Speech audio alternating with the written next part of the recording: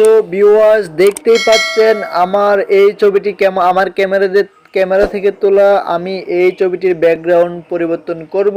এই ছবিটির ব্যাকগ্রাউন্ড পরিবর্তন করতে হলে কিভাবে পরিবর্তন করবেন সেটা আপনি আপনার মোবাইল স্ক্রিনে চলে যাবেন, যাওয়ার পর প্লে স্টোর ওপেন করবেন। প্লে স্টোর ওপেন করার পর আপনারা লিখবেন চার্জ অপশনে বিজি রিমুভার। ঠিক আছে, এই অপশনটি চলে যাবেন, যাওয়ার পরে তারপর আমরা কি করবেন, এই যে অপশনটা যে রিমুভ ডট বিজি, এই অ্যাপসটি আপনারা ইনস্টল করে নেবেন। আমার অলরেডি ইনস্টল করা আছে, তাই আমি এটাকে ওপেন করে দেব। আমি এটাকে ওপেন করলাম।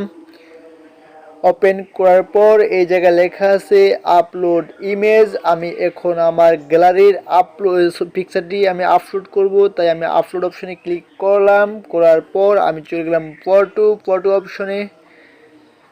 যাওয়ার পর আমার যেই ছবিটি আমি বলছিলাম ব্যাকগ্রাউন্ড রিমুভ করব, সেটাকে আমি ক্লিক করব।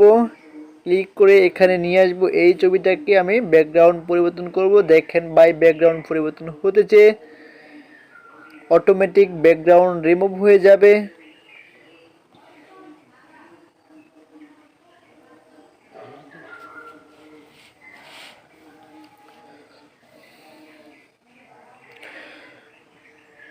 সো ভিউয়ার্স দেখতেই পেলেন অটোমেটিক ব্যাকগ্রাউন্ড রিমুভ হয়ে গেল। আমি এটা জেপিজি থেকে পিএনজি রূপে পরিবর্তন হইল, জেপিজি থেকে পিএনজি হলো। এখন আমি চাইলে এটাকে আমি এডিটও করতে পারি, আবার ডাউনলোড দেবো। এই জায়গায় আমি পাশে অন্য কিছু বসাতে পারি, যেমন আমি এটাকে এডিট করব। এডিট অপশনে যাইলাম, গিয়ে আমি বিভিন্ন এলিমেন্ট, এটা দেখি, এটা দিই, আমি অপশনটি দিলাম। দেওয়ার পর দেখি আর কোনো ব্যাকগ্রাউন্ড আছে কিনা।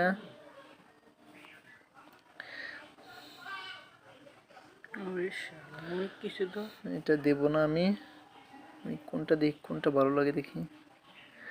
আচ্ছা ঠিক আছে, আমি এই অপশনটাকে সিলেক্ট করে নিলাম। নেওয়ার পর আমি এই অপশনটাকে নিলাম। নেওয়ার পর এখন আমি কি করব, এই ছবিটাকে আমি ডাউনলোড করব। ডাউনলোড অপশনে গেলাম, যাওয়ার পরে আমি এটাকে ডাউনলোড ইমেজে গিয়ে আমি কি করব, এটাকে ডাউনলোড করে ফেললাম। এটাকে ওপেন করব।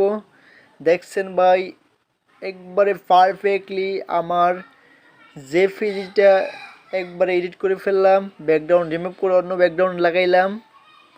তো এভাবেই আপনারা কী করবেন, আপনারা জেপিজি থেকে পিএনজি করতে পারবেন। পিএনজি থেকে বিভিন্ন ব্যাকগ্রাউন্ড দিতে পারবেন। তো ভিডিওটি ভালো লাগলে অবশ্যই চ্যানেলটি সাবস্ক্রাইব করবেন।